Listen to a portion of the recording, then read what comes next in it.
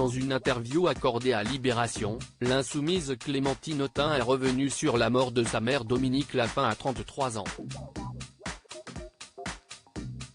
Un tabou qu'elle brisait déjà en 2019 dans un livre entièrement consacré à celle qui l'a mise au monde.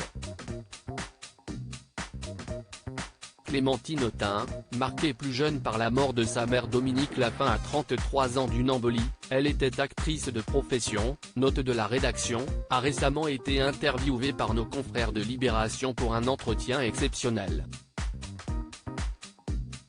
La petite fille d'alors, qui comptait sévère, qui a vu sa mère vouloir se jeter d'un balcon, qui l'a raccompagnée de la gare sur un chariot à valise, saoule, alors qu'elle était tombée par accident sur des rails, se tient aujourd'hui devant nous, écrit le journal. Une phrase qui fait déjà froid dans le dos, suivie du témoignage de l'insoumise, qui affirme toutefois avoir su tirer un avantage de ce drame. À 50 ans, elle n'a pas peur de vieillir. Je ne suis pas très obsédée par le temps, par l'angoisse de la vieillesse.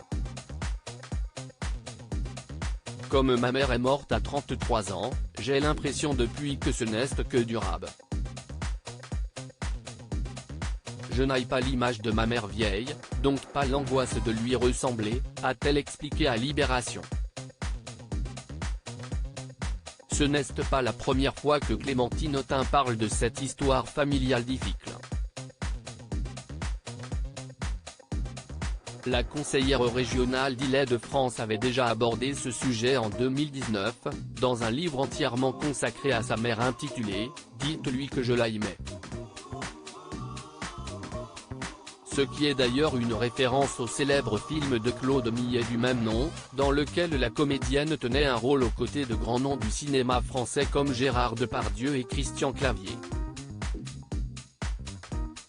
Elle en parlait également dans un entretien accordé à Closer, confiant notamment à nos confrères avoir su ressortir grandi de cette effroyable expérience. Elle est décédée quand j'avais 12 ans et j'ai développé très tôt le sens de la responsabilité.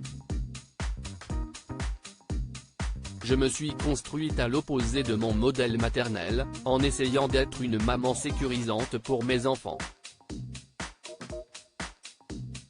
Aujourd'hui, elle vit une histoire avec un professeur de Seine-Saint-Denis, avec qui elle forme une merveilleuse famille recomposée.